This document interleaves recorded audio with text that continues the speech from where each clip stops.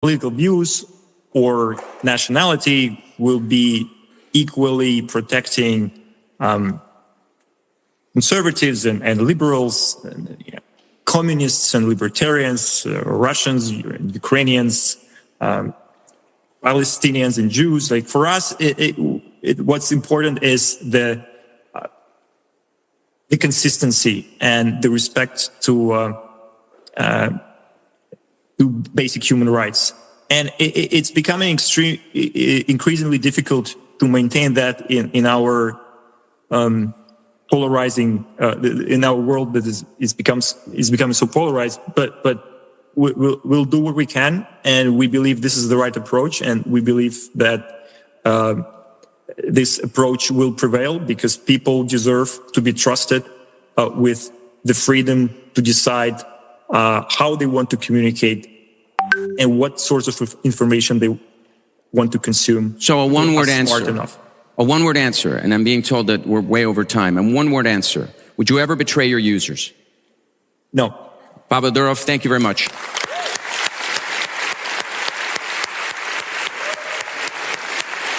Thank you.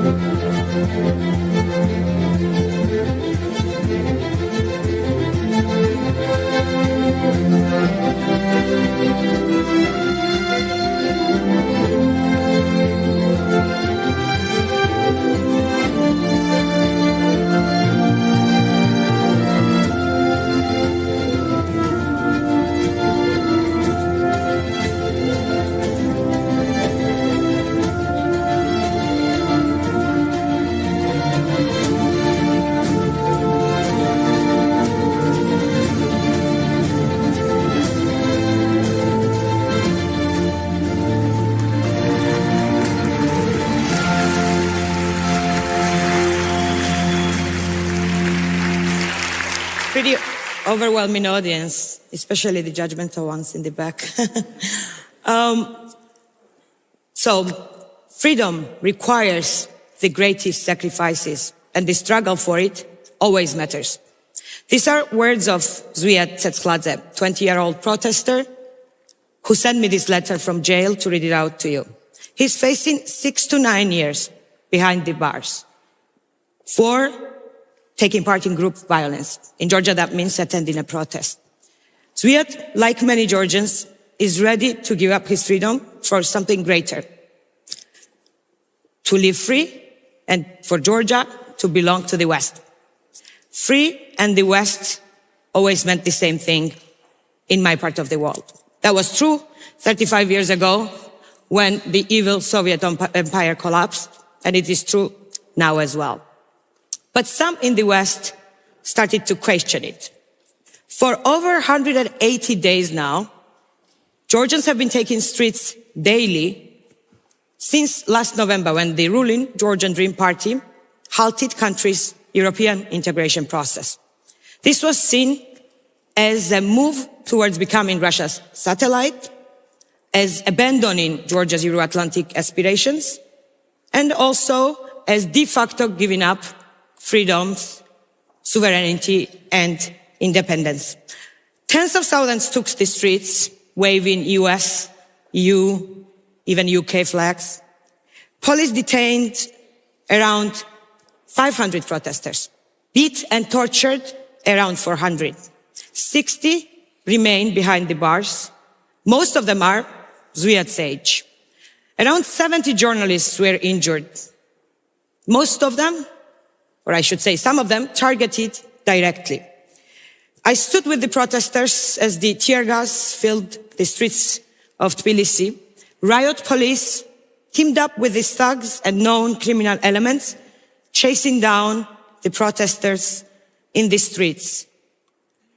Well, I interviewed people who had been dragged in the vans, beaten mercilessly, left unconscious with broken bones and blood-filled raincoats. When the street violence stopped making headlines, the government moved off the streets and to the courts, arresting Zviad and others like him.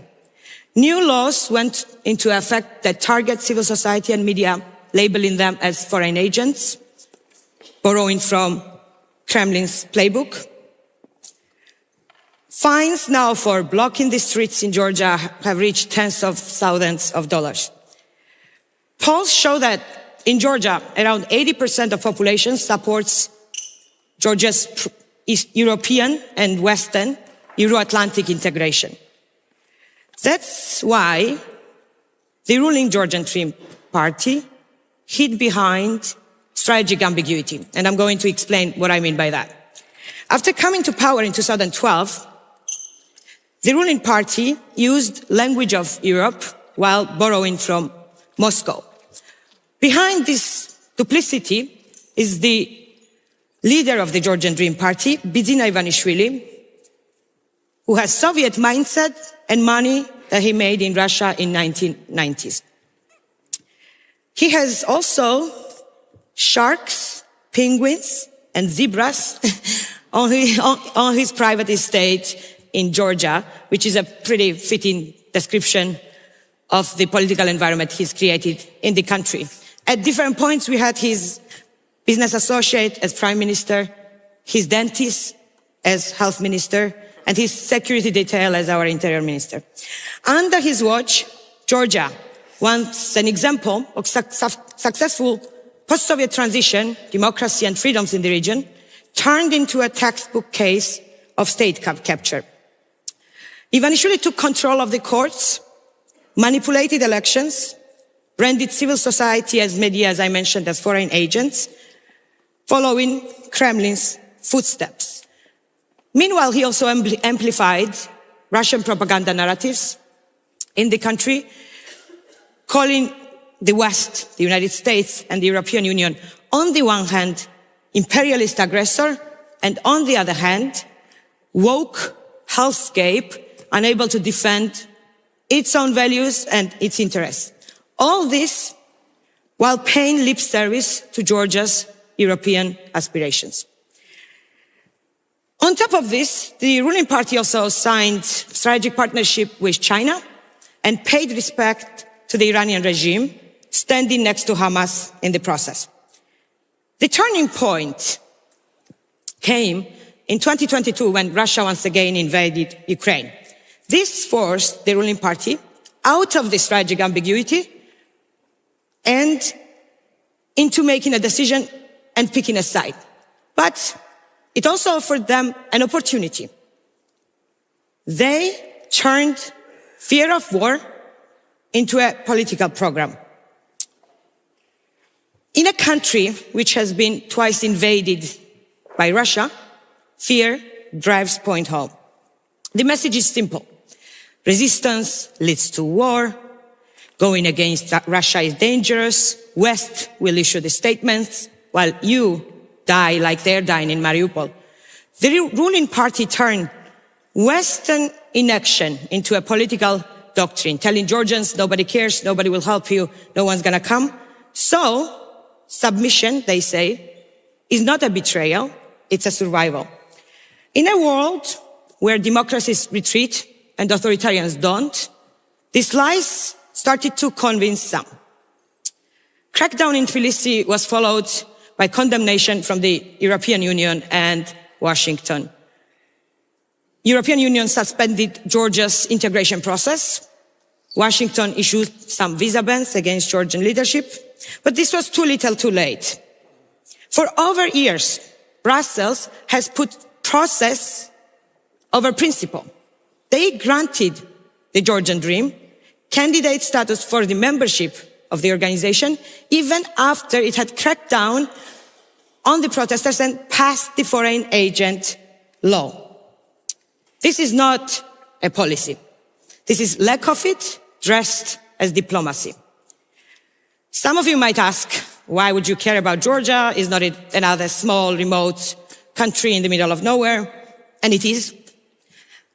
As the late Senator John McCain said in 2008 when Russia invaded Georgia, history, however, is often made in small, remote places. And we failed to impose costs on Russia when it invaded Georgia in 2008. We failed again in 2014 when Russia annexed Crimea and, supported separatists in eastern Ukraine. And we all saw what that failure got us to in 2022, painfully. We've seen what happens when the aggression goes unanswered. The question is, are we going to act on that lesson, or are we going to let others rewrite it? Georgia is one example of larger crises that democracies face around the world. Authoritarians are becoming better at aiding their allies, they're becoming more assertive, and they know how to use Western reluctance to confront aggression decisively. And if West fails to draw a line in a small country like Georgia, how does it expect to take on larger adversaries like Russia and China? If deterrence fails here, what message does that send to the other countries? And who is next? I myself had a hard luck, a strange privilege, coming from the mountains of Georgia, from a small village, to live a life where freedom was not given, it was a question. Russian troops were not in the history books, they were outside, 1 hour away to be precise. Russia still occupies 20% of Georgia. I remember 2008. I remember Russian fire jets, I remember fear, panic, and most of all, I remember the horrible feeling of helplessness. For me, and many in Georgia, West is not a concept or an abstract. It's an ability to live free, in rule of law, and speak freely without fear. In Georgia, people still risk everything for that value. But in Brussels and Berlin, doubt has set in. It's a crisis of not only politics, but of purpose. Defending our values, I believe, is not idealism. Some of you might have casted me as an idealist.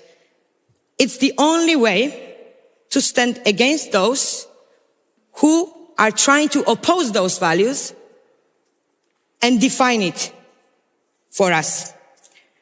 It is not the enemies we should fear, but our reluctance to protect our principles and strategic interests.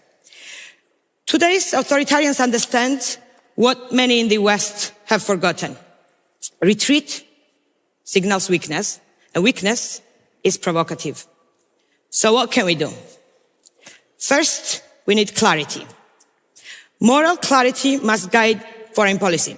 Not because I'm an idealist, not because it's noble, but because it's pragmatic and strategically sound. Ambiguity is not a policy. It's a smokescreen. And autocrats have learned how to use that smokescreen. Second, pressure. Economic pressure against those who engage in human rights abuses. The pressure should be overwhelming, not adjustable.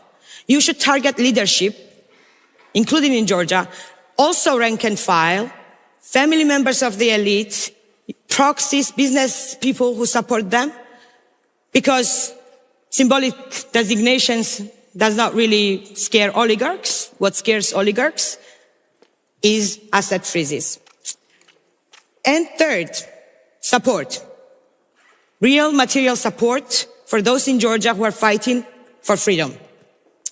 They have to circumvent the repressive legislations, foreign agent designations, and find ways around it while risking jail. When we don't act, others like Russia and China fill the space. They know what they're fighting for, and they are ready to use force to get there. The West must stand together, not because of nostalgia, pastimes, or ideology, but because, like Tsetskladze tells us from jail, freedom and dignity are the greatest achievements, greater than one's life. Like Georgians, Ukrainians know this well. I know that the organizers try to have more Ukrainians here, and there have been Ukrainians at Oslo Freedom Forum before, but today, Ukrainians are defending my and your freedom in blood, and I really hope their voices will be heard here next year. Georgia,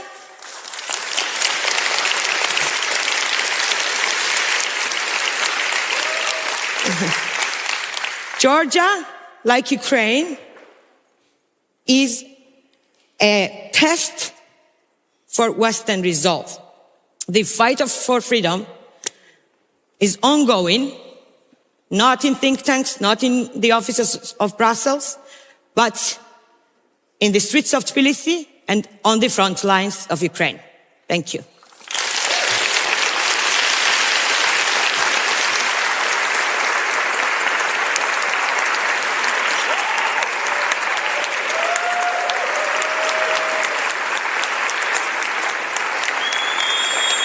The next segment will be interpreted from the Portuguese language. Please raise your hand if you require a headset, and one will be brought to you in your seat.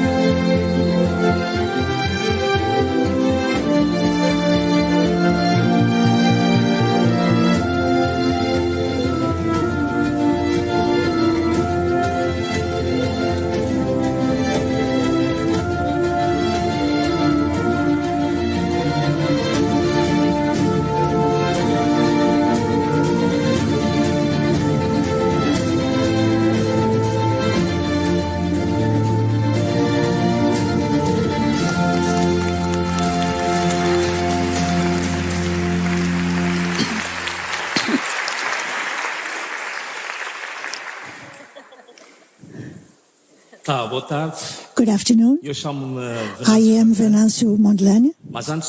But before I start my presentation, I'd like to direct a very special thanks, because for my country, Mozambique, this is a historic moment. What's going to happen today? Because this is the first time that Mozambique has the privilege to be on this stage, this noble stage, arranged by the Human Rights Foundation. I would also like to thank especially the CEO of the foundation, and all the dedicated team that has helped me and supported me, Javier, Keita, Nicole, Mariana, Nelwin, and a beautiful lady who is interpreting here, Maria Angela. So I'd like to ask you to give them a show of hands. I'd like to say that I come from Mozambique, a middle-class family, lots of children, 9 children, 4 older brothers and 4 younger sisters. So I'm right in the middle. In math, what you call the bisectress. I've always had this tendency to protect my younger sisters and the weak and the vulnerable, because in my area, there was a lot of intimidation among the young people. So I started to practice martial arts to protect my weaker sisters and to help and protect the youth in my neighborhood. And then this desire to serve others was awakening me. So in the backyard of my parents' house, I opened a little gym in a school, open to all, to everyone in the area. This burning desire to defend people, to protect the weak, it was something that grew inside me. And then I became a TV commentator. And I started to denounce corruption, injustices in the country. But at one point, I felt that was not enough. I was a very well-known commentator in the country, but I felt that I needed to do something more. So I stood for local elections. And then later, about 12 years ago, 2013, I come into the active political life. 2 years later, I became a representative of Parliament, National Parliament. So I used the Parliament's floor to denounce injustices, to denounce scandal after scandal by the government. And this is why, still in Parliament, I became the first and the single voice in opposition that was a member of the inquiry committee that investigated the largest financial scandal of the history of the country, which was worldwide known as the hidden debt scandal. I knew this was risky, very risky, but I was not born to be silent. So in 2024, last year, I see that a movement is growing very strong in the country, struggling for structural and definite changes in the country. So I wanted to join that movement, and I ran for the presidency of Mozambique. It was a gigantic leap, but I won the elections. So it was a landslide. It was just like a rolling force over the country. But the regime that has been installed for 50 years continued doing what they've always done. Steal votes, manipulate the results, and replace truth with lies, and try to manipulate the truth. And they attacked civilians and imposed themselves by the force of arms. So this is what happened in 2024.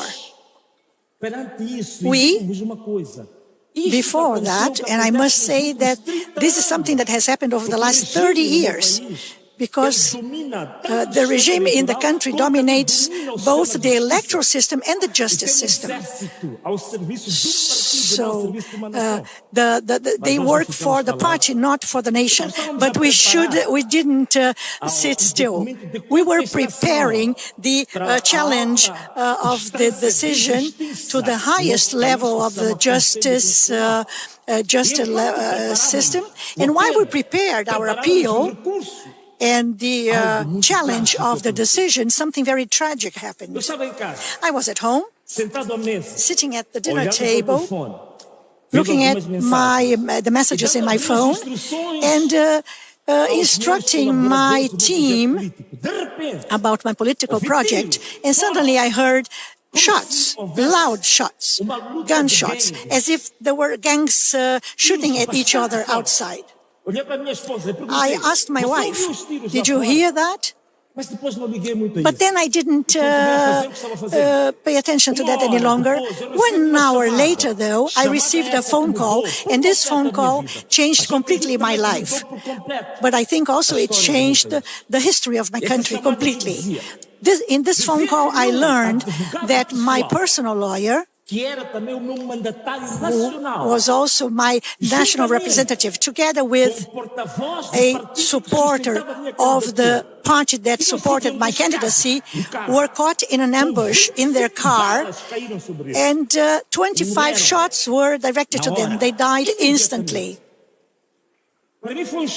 For me, it was a shock.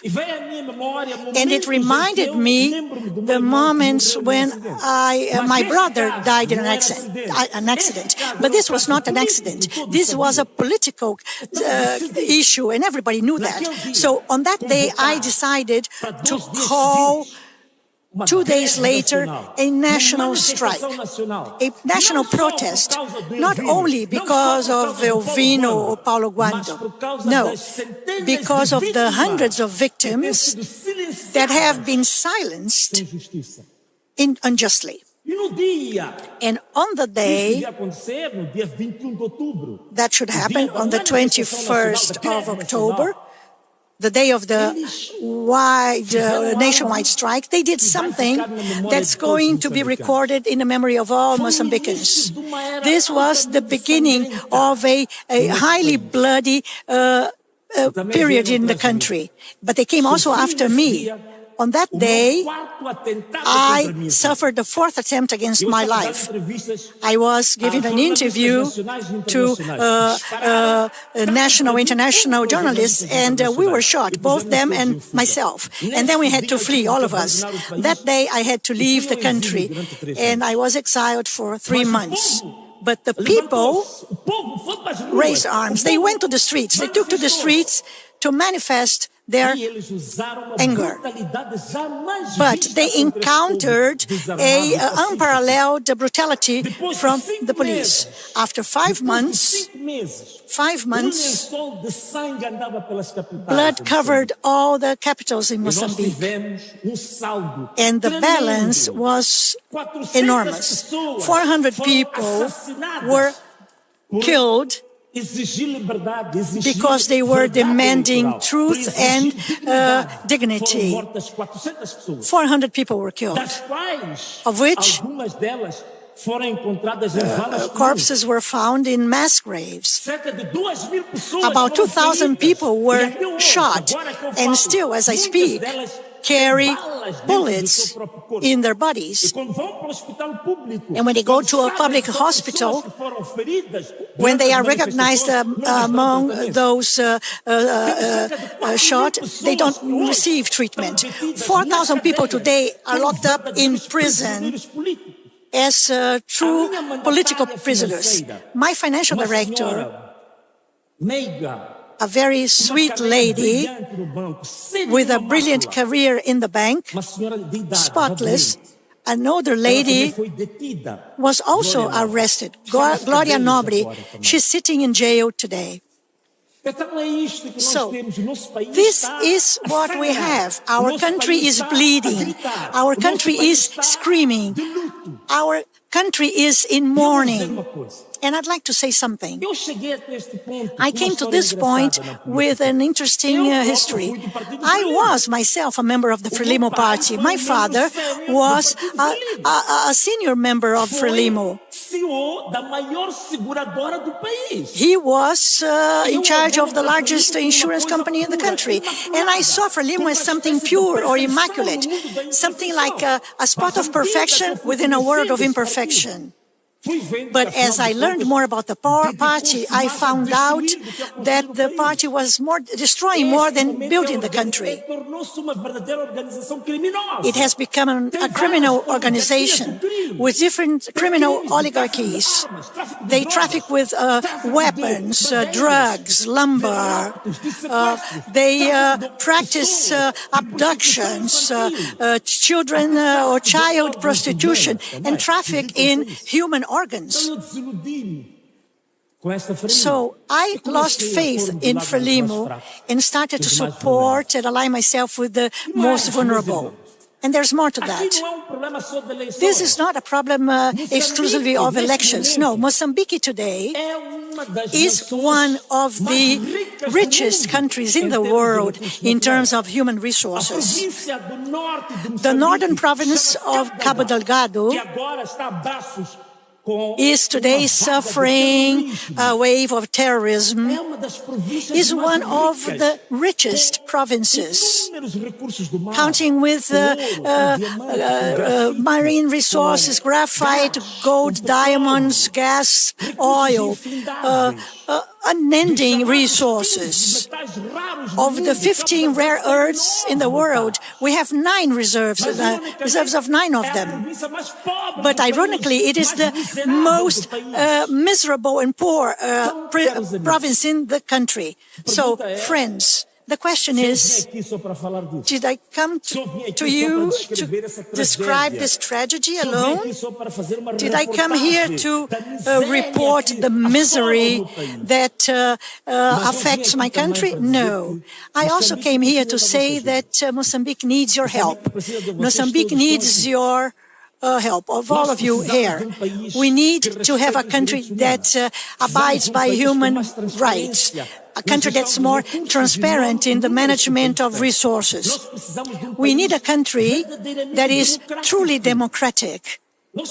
We need a country that can recover the genuine principles of democracy. But we also, in private terms now, I am putting together a new political party called Ana Malala. We are waiting for the government's authorization of the party so that we can start functioning. But we need also your help in the creation of the party, because so far it is the single voice in Mozambique that still resists against this oppressive system that takes care of justice, the press, and the opposition parties.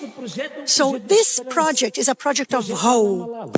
It's the Ana Malala project. This is the hope we want to carry. But I know that many of you want to applaud me. But before you do that, I'd like to plead with you to this magnificent public here. I'm going to try to speak English now. And I would ask you to stand up, please, all of you. Can you stand up, all of you? Thank you very much. Thank you. Olha, esta palavra que está escrita ali, that you see here, Ana Malala, that is written there, Ana Malala, is the word of a local language called Emakwa. It means in Emakwa, enough is enough. This word in my country is the word of hope. And I want you to join me to increase the hope of the Mozambican people.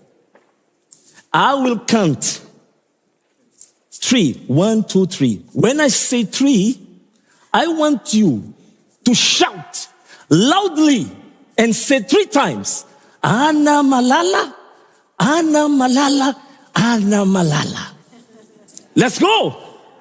1, 2, 3. Ana Malala, Ana Malala, Ana Malala. Thank you.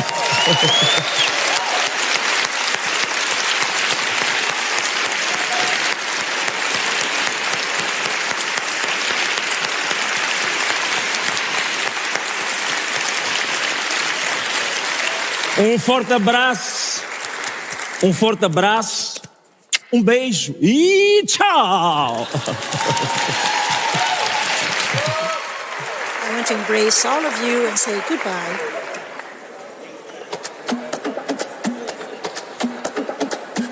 Rwanda, how y'all feeling tonight?